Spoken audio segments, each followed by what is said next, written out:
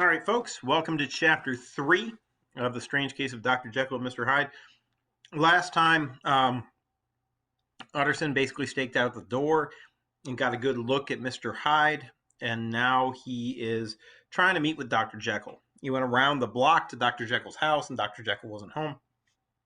You can see from the title of this next chapter, Chapter 3, that he's going to finally have a conversation with Dr. Jekyll. All we know, and I think it's important that we take a second and realize that when the story was written, Dr. Jekyll and Mr. Hyde was not pop culture at all, and nobody had any idea. Like now it's an idiom. It's like Dr. Jekyll and Mr. Hyde, and most people have a sense of what that means.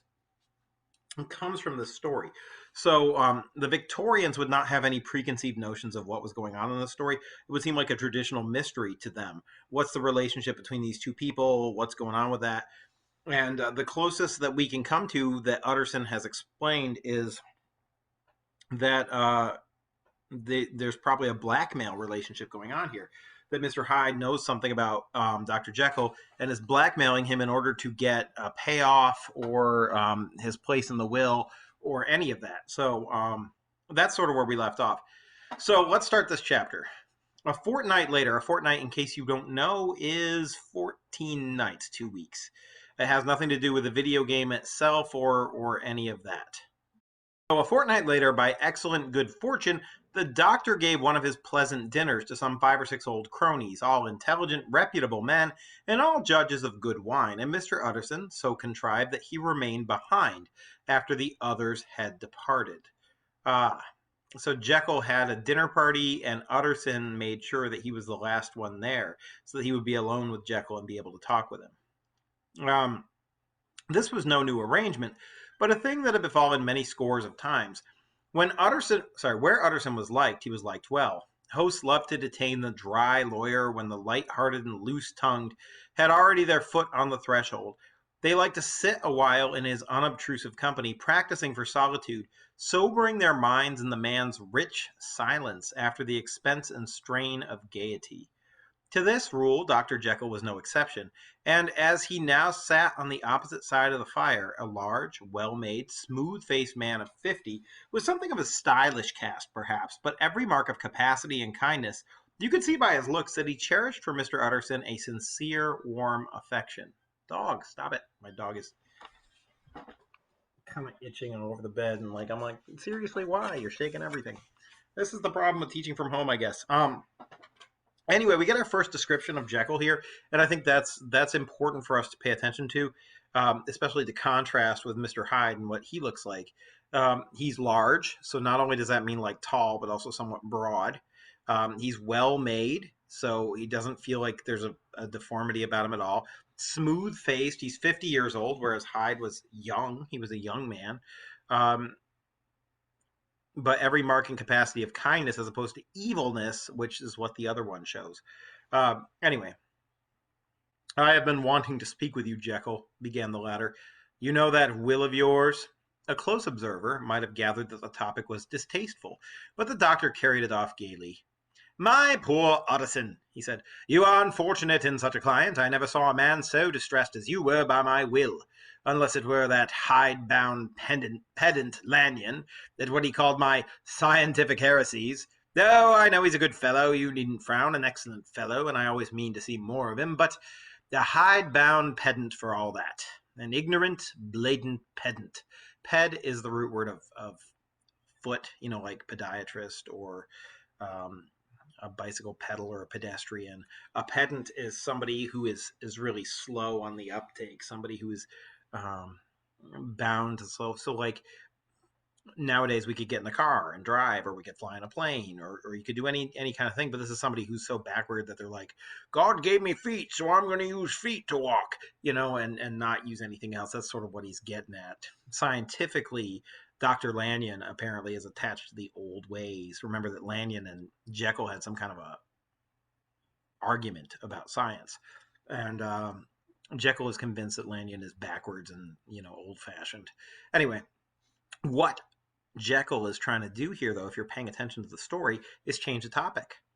The will is brought up, and Jekyll's like, The only other person who hates that will is Lanyon. Let's talk about Lanyon, right? Like, and we'll see if this works. I was never more disappointed in any man than Lanyon. You know I never approved of it, pursued Utterson, ruthlessly disregarding the fresh topic. In my will? Yes, certainly, I know that, said the doctor a trifle sharply. You have told me so. Well, I tell you so again, continued the lawyer. I have been learning something of young Hyde.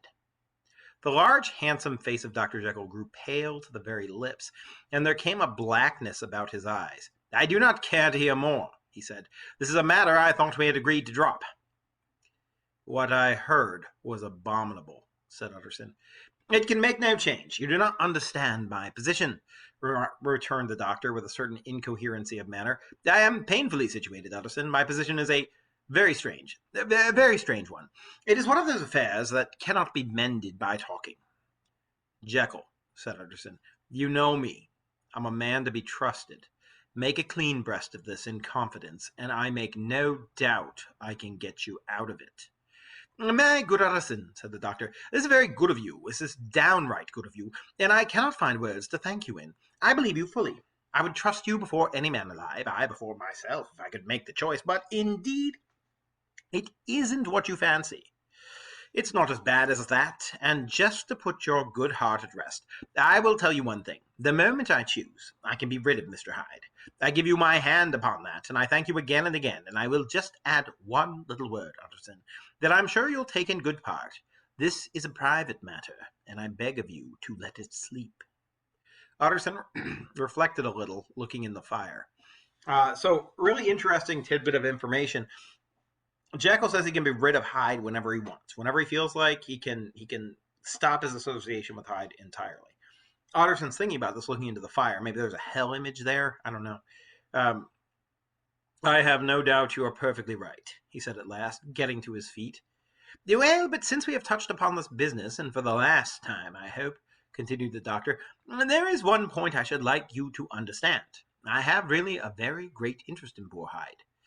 I know you have seen him, he told me so, and I fear he was rude, but I do sincerely take a very great interest in that young man, and if I am taken away, Utterson, I wish you to promise me that you will bear with him and get his rights for him. I think you would if you knew all, and it would be a weight off my mind if you would promise. I can't pretend that I shall ever like him, said the lawyer. I don't ask that, pleaded Jekyll, laying his hand upon the other's arm. I only ask for justice. I only ask for you to help him for my sake when I am no longer here. Utterson heaved an irrepressible sigh. Well, said he, I promise.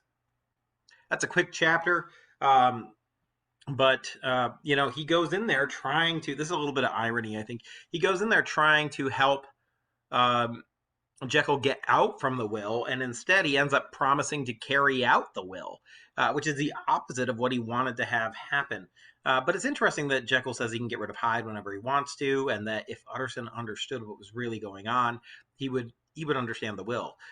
So interesting. But that's the end of the chapter, so I'll stop this and go on and do the next one. Any questions? Just drop them in the comments below.